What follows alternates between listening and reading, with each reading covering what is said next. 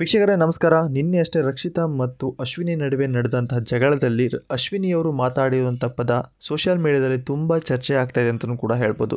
ಯಾಕಪ್ಪ ಅಂದರೆ ಆ ಒಂದು ಪದದಿಂದ ರಕ್ಷಿತಾ ಅವರಿಗೆ ತುಂಬ ಸಮಸ್ಯೆ ಆಗಿದೆ ಅಂತಲೂ ಕೂಡ ಹೇಳ್ಬೋದು. ಸೊ ಇದುವರೆಗೆ ಬಿಗ್ ಬಾಸ್ ಮನೆಯಲ್ಲಿ ಯಾರೂ ಯೂಸ್ ಮಾಡಿದಂಥ ಪದನ ಅಶ್ವಿನಿ ಗೌಡರು ಯೂಸ್ ಮಾಡಿದ್ದಾರೆ.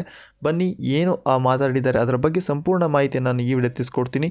ಅದಕ್ಕೂ ಮುಂಚೆ ಯಾರು ನಮ್ಮ ಚಾನಲ್ಗೆ ಹೊಸದಾಗಿ ಬಂದು ದಯವಿಟ್ಟು ನಮ್ಮ ಚಾನಲ್ ಸಬ್ಸ್ಕ್ರೈಬ್ ಮಾಡ್ಕೊಳ್ಳಿ. ಅಷ್ಟಲ್ಲದೆ ಪಕ್ಕದ ಇರೋ ಬೆಲ್ ಐಕನ್ನ ಕ್ಲಿಕ್ ಮಾಡಿ. ಬನ್ನಿ ವಿಡಿಯೋನ ಶುರು ಮಾಡೋಣ. ವೀಕ್ಷಕರೇ, ನಿನ್ನೆ ಅಷ್ಟೇ ಕಾವ್ಯ ಮತ್ತು ಅಶ್ವಿನಿ ನಡುವೆ ಸ್ವಲ್ಪ ಜಗಳ ಕೂಡ ನಡೆಯಿತು. ಸೊ ಮಾತುಕತೆ ವಿಚಾರದಲ್ಲಿ ಅಶ್ವಿನಿ ಮತ್ತು ಕಾವ್ಯ ಅವರ ನಡುವೆ ತುಂಬ ಭೀಕರವಾಗಿ ಜಗಳ ಕೂಡ ನಡೀತು. ರೆಸ್ಪೆಕ್ಟ್ ವಿಚಾರದಲ್ಲಿ ಕಾವ್ಯ ಅವರು ಅಶ್ವಿನಿ ಅವರ ನಡುವೆ ತುಂಬ ಜೋರಾಗಿ ನಡೀತು ಅಂತಲೂ ಕೂಡ ಹೇಳ್ಬೋದು. ಬಟ್ ಬಂದಾಗಿಂದ ನೋಡ್ತಾ ಇದ್ದೀನಿ ಅಶ್ವಿನಿ ಅವರು ಯಾವುದೇ ಸ್ಪರ್ಧೆ ಮೇಲೆ ರೆಸ್ಪೆಕ್ಟ್ ಕೊಟ್ಟು ಮಾತಾಡೋಲ್ಲ.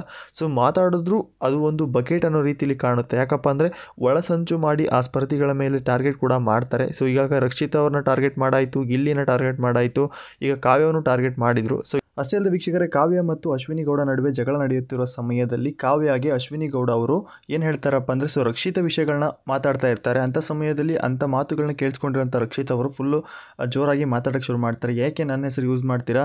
ಸೊ ಎಲ್ಲದಕ್ಕೂ ರಕ್ಷಿತಾ ಬೇಕು, ಒಳ್ಳೇದು ಮಾಡೋಕ್ಕೂ ರಕ್ಷಿತಾ ಬೇಕು, ಕೆಟ್ಟದ್ದು ಹೇಳೋಕ್ಕೂ ರಕ್ಷಿತಾ ಬೇಕು, ಯಾಕೆ ಬೇರೆ ಹೆಸರು ನಾವು ಯೂಸ್ ಮಾಡ್ಕೊಂಡು ಸಿಂಪತಿ ಕಾರ್ಡ್ ಯೂಸ್ ಮಾಡ್ತೀರಾ ಅನ್ನೋ ರೀತಿಯಲ್ಲಿ ಮಾತಾಡ್ತಾರೆ. ಸೊ ಅಂಥ ಸಮಯದಲ್ಲಿ ಅಶ್ವಿನಿ ಗೌಡ ಅವರು ಜೋರಾಗಿ ಮಾತಾಡ್ತಾರೆ ಅಂತಲೂ ಕೂಡ ಹೇಳ್ಬೋದು.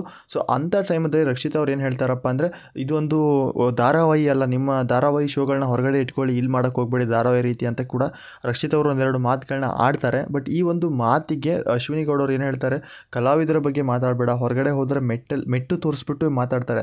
ಏನಪ್ಪ ಅಂದರೆ ನೀವು ಕಲಾವಿದರ ಬಗ್ಗೆ ಮಾತಾಡೋಕ್ಕೆ ಹೋಗಬೇಡ, ಹೊರಗಡೆ ಹೋದರೆ ಪಕ್ಕ ಹೊಡಿತಾರೆ ಅಂದರೆ ಕಾಲಿರುವಂಥ ಮೆಟ್ಟು ತೋರಿಸಿ ಮಾತಾಡಿದ್ದಾರೆ. ಸೊ ಈ ಒಂದು ವಿಚಾರದಿಂದಾಗಿ ಅಂದರೆ ಕಿಚ್ಚನ ಪಂಚಾಯಿತಿಲಿ ಈ ಒಂದು ವಿಚಾರದ ಬಗ್ಗೆ ಮಾತುಕತೆ ಆಗೇ ಆಗುತ್ತೆ ಅಂತಲೂ ಕೂಡ ಹೇಳ್ಬೋದು. ಸೊ ಅಶ್ವಿನಿ ಗೌಡ ಅವರು ಇಲ್ಲಿ ಮಾಡಿರೋದು ತಪ್ಪೆ. ಬಟ್ ಇಲ್ಲಿ ರಕ್ಷಿತಾ ಅವ್ರು ಏನು ಹೇಳಿದಾರಪ್ಪ ಅಂದರೆ ಇದು ಒಂದು ಧಾರಾವಾಹಿ ಅಲ್ಲ, ಆ ರೀತಿ ಮಾಡೋಕ್ಕೆ ಹೋಗ್ಬಿಡಿ ಅನ್ನೋ ರೀತಿಯಲ್ಲಿ ಮಾತಾಡಿದ್ದಾರೆ.